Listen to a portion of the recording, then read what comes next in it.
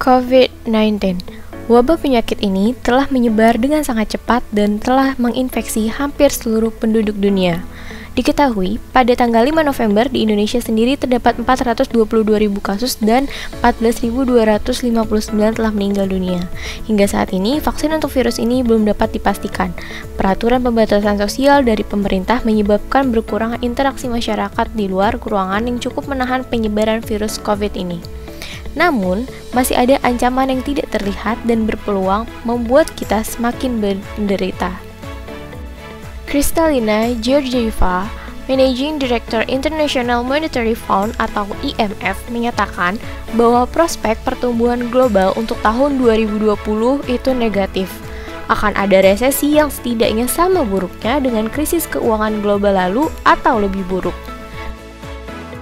Dari klub bola bintang 5 dunia sampai pegawai negeri sipil sendiri sudah banyak yang merasakan efek pandemi ini dan khawatir akan kepastian pekerjaan mereka.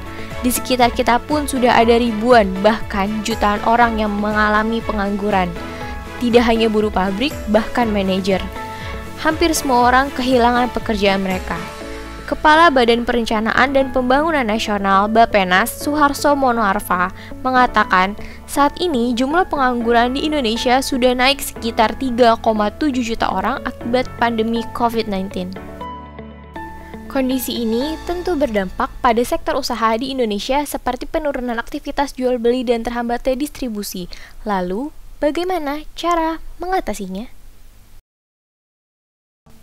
Dalam situasi perekonomian yang tidak menentu seperti sekarang, kewirausahaan merupakan sesuatu yang sangat penting dan bermanfaat untuk dilakukan bagi individu maupun negara.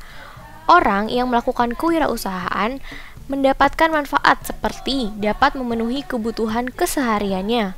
Selain itu, kewirausahaan juga merupakan kekuatan penyangga ekonomi nasional dan menjadi andalan untuk menggerakkan ekonomi domestik. Terbukti dengan banyaknya tenaga yang disumbangkan oleh wirausaha.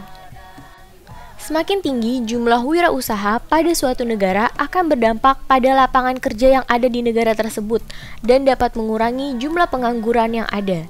Namun, Indonesia sendiri baru memiliki 3,1% penduduk yang berwirausaha, masih jauh dari standar suatu negara dikatakan maju.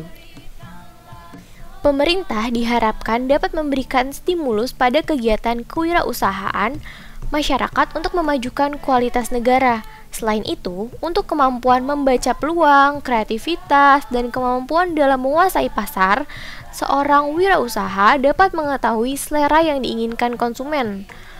Selera konsumen ini akan memudahkan wirausaha untuk mengetahui kepuasan pelanggan. Namun, kemampuan membaca strategi pasar ini belum terlalu diterapkan oleh beberapa kewirausahaan yang ada di Indonesia, khususnya oleh beberapa sektor kewirausahaan yang ada di tingkat universitas. Salah satu sektor usaha yang terdapat di Universitas Negeri Jakarta yaitu Expo KPM UNJ. Padahal dengan mengetahui tingkat kepuasan pelanggan ini akan sangat berpengaruh pada pendapatan, loyalitas, dan reduksi sensitivitas harga. Banyak produk yang ditawarkan dalam suatu pasar dengan tingginya persaingan bisnis di zaman yang serba modern ini, mau tidak mau memang terus memaksa para pelaku bisnis untuk menyusun strategi agar dapat menarik minat konsumen. Dari latar belakang yang sudah dijelaskan, kami mempersembahkan proposal kami yang berjudul Pengaruh Kualitas Produk Terhadap Kepuasan Pelanggan Expo KPM UNJ.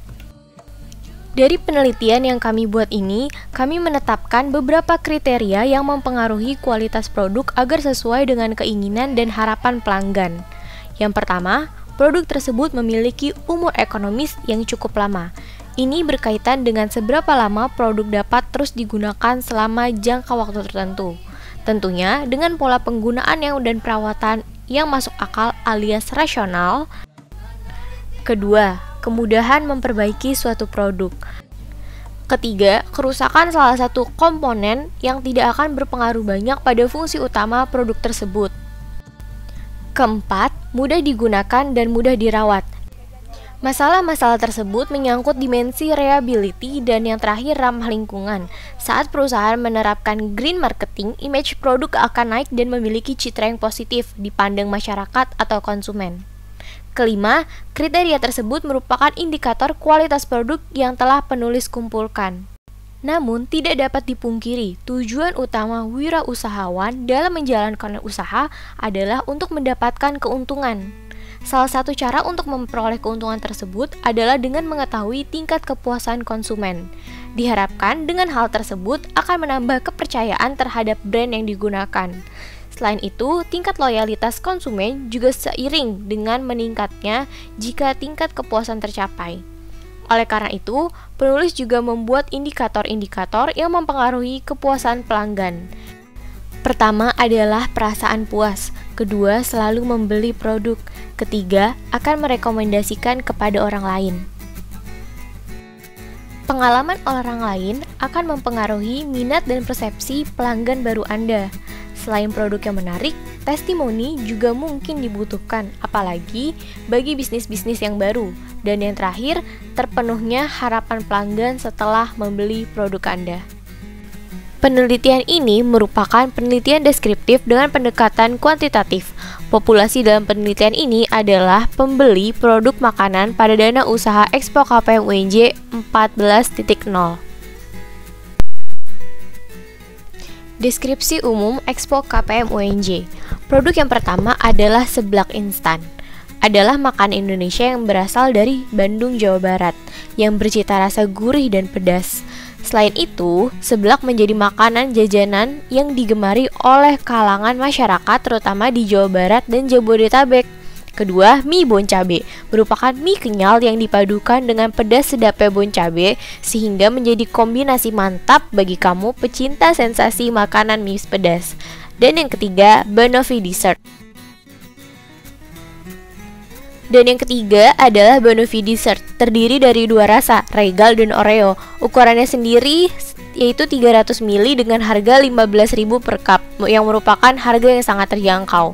Definisi kepuasan pelanggan menurut peneliti merupakan perbedaan antara kinerja yang dirasakan dengan harapan. Jadi, apabila kinerja di bawah harapan, maka konsumen akan kecewa. Akan tetapi, bila kinerja sesuai harapan, konsumen akan merasa puas. Faktor yang mempengaruhi kepuasan pelanggan pada penelitian ini adalah mutu produk, kualitas pelayanan, penetapan harga, pengalaman belanja yang menyenangkan, testimoni orang lain, dan yang terakhir strategi pemasaran. Berikut adalah analisis kualitas produk. Dari hasil statistik deskriptif di atas, pada tabel terlampir diketahui bahwa rata-rata nilai ciri-ciri produk, kinerja, kesesuaian, gaya dan desain berturut-turut adalah 3, 3,6, 3,63, 4,1, dan 3,2. Jika rata-rata tersebut diubah ke dalam bentuk presentase, maka hasil presentase rata-rata ciri-ciri produk, kinerja, kesesuaian, gaya, dan desain berturut-turut adalah 60%, 72%, 72%, 82%, dan 64%. Maka indikator kinerja, kesesuaian, gaya, dan desain tergolong sangat tinggi, sedangkan indikator ciri produk tergolong cukup tinggi. Berikut merupakan hasil penilaian menggunakan skala Likert. Berdasarkan dari data kuesioner di atas, rata-rata nilai yang paling tinggi adalah pernyataan 3 dan yang terendah adalah pernyataan 2. Nilai rata-rata yang didapat adalah 3. Jika rata-rata tersebut diubah ke dalam bentuk presentase, maka presentase adalah 60%. Dan jika disimpulkan, dalam hal pertimbangan pelanggan menentukan kualitas produk cenderung cukup tinggi. Berikut merupakan hasil penentuan nilai menggunakan skala Likert pada indikator kinerja. Berdasarkan dari data, maka rata-rata yang paling tinggi adalah pernyataan 6, sedangkan terdapat kesamaan pada pernyataan 4 dan 5. Nilai rata-rata yang didapat sendiri adalah 3,6. Jika rata-rata ini diubah ke dalam bentuk presentase, maka akan mendapatkan presentase 72%, sehingga dapat disimpulkan bahwa kinerja dalam hal pertimbangan pelanggan menentukan kualitas produk cenderung cukup tinggi. Selanjutnya adalah analisis indikator kesesuaian. Berdasarkan hasil data dari kuesioner di atas, nilai rata-rata yang paling tinggi adalah pernyataan 3, sedangkan yang terendah adalah 2. Nilai rata-rata yang didapat ialah 3,63 dan jika dipresentase akan menjadi 72%, sehingga dapat disimpulkan bahwa kesesuaian dalam hal pertimbangan pelanggan menentukan kualitas produk cenderung cukup tinggi. Analisis indikator gaya dengan nilai rata-rata paling tinggi pada pernyataan 3 dan sedangkan nilai terendah terdapat pada pernyataan 1. Nilai rata-rata yang didapat ialah 4,1. Jika rata-rata diubah ke dalam persentase akan menjadi 82%, sehingga dapat disimpulkan bahwa gaya dalam hal pertimbangan pelanggan menentukan kualitas produk cenderung sangat tinggi. Terakhir, pada analisis indikator desain dengan nilai rata-rata paling tinggi pada pernyataan 1, sedangkan kesamaan nilai untuk pernyataan 2 dan 3, nilai rata-rata yang didapat untuk indikator desain adalah 3,2. Jika rata-rata tersebut diubah ke dalam bentuk presentase, maka hasil presentasinya ialah 64%, sehingga dapat disimpulkan bahwa gaya dalam pertimbangan pelanggan menentukan kualitas produk cenderung cukup tinggi. Maka kesimpulan dari hasil penelitian kami adalah kualitas produk pada dana usaha Expo KPM UNJ 14.0 mempengaruhi kepuasan pelanggan dengan cukup tinggi. Sekian video presentasi dari kelompok ekonomi 1, kurang lebihnya mohon maaf. Wassalamualaikum warahmatullahi wabarakatuh.